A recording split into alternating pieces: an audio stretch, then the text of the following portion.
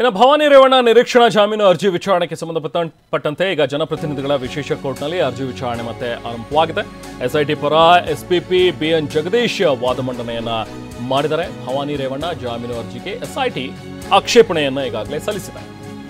SIT ಪರ special public prosecutor ಆಗಿರುವಂತಹ B N Jagadish ಅವರು ವಾದ ಮಂಡನೆಯನ್ನ ಮಾಡಿದ್ದಾರೆ. ಹಾಗೆ ಎಸ್ಐಟಿ ತನ್ನ ಆಕ್ಷೇಪಣೆಯನ್ನು ವಿರೋಧವನ್ನು ವ್ಯಕ್ತಪಡಿಸಿದೆ. ಮಹಿಳೆ ಮೇಲೆ ಪ್ರಕರಣ ಇದೆ ಅಂತ ಹೇಳಿ ಸುಳ್ಳು ಹೇಳಿ ಅಪಹರಣ ಮಾಡಲಾಗಿದೆ.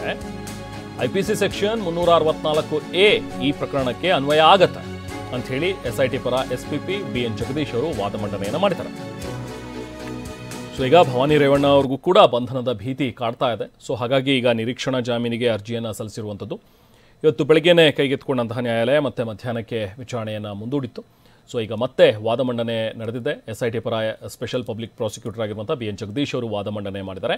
ಯಾವುದೇ ಕಾರಣಕ್ಕೂ ಬೇಲ್ ಕೊಡಬಾರ್ದು, ಯಾಕಂದರೆ ಮುಂದಿನ ಹಂತದಲ್ಲಿ ಅವರನ್ನು ಕರೆದು ವಿಚಾರಣೆ ನಡೆಸುವಂಥ ಒಂದು ಸಾಧ್ಯತೆಗಳು ಇರುತ್ತೆ.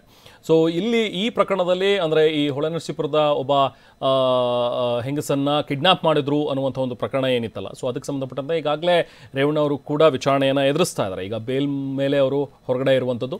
ಆದರೆ ಎಲ್ಲೋ ಒಂದು ಕಡೆ ಭವಾನಿ ರೇವಣ್ಣ ಅವರ ಚಿತಾವಣೆ ಮೇರೆಗೆ ಈ ಕಿಡ್ನಾಪ್ ಆಗಿದೆ ಅನ್ನುವಂಥದ್ದು ಬಗ್ಗೆಯೂ ಕೂಡ ಆರೋಪಗಳು ಕೇಳಿ ಬಂದಿರುವಂಥದ್ದು. ಸೊ ಹಾಗಾಗಿ ಈಗ ನಿರೀಕ್ಷಣಾ ಜಾಮೀನಿಗೆ ಅವರು ಅರ್ಜಿ ಸಲ್ಲಿಸಿದ್ದಾರೆ. ಏನಾಗುತ್ತೆ ಅನ್ನುವಂಥದ್ದು ಇನ್ನು ಸ್ವಲ್ಪ ಹೊತ್ತಿನಲ್ಲಿ ಗೊತ್ತಾಗುತ್ತೆ.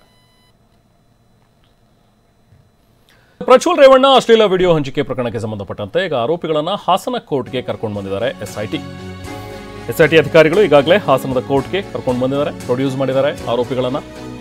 ಇದರಲ್ಲಿ ನವೀನ್ ಗೌಡ ಮತ್ತು ಚೇತನ್ ಇಬ್ಬರನ್ನೂ ಕೂಡ ಕೋರ್ಟ್ಗೆ ಹಾಜರುಪಡಿಸಿದ್ದಾರೆ.